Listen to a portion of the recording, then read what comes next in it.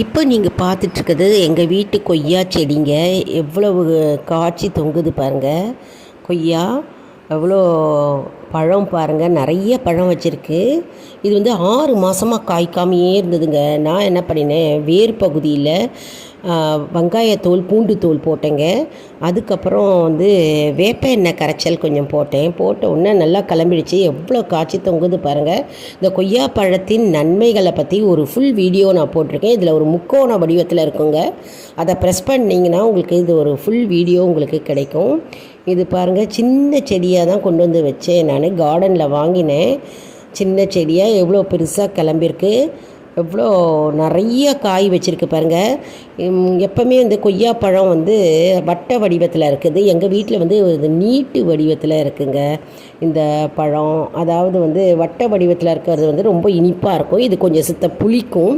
இது ஒரு வெரைட்டியான கொய்யாங்க.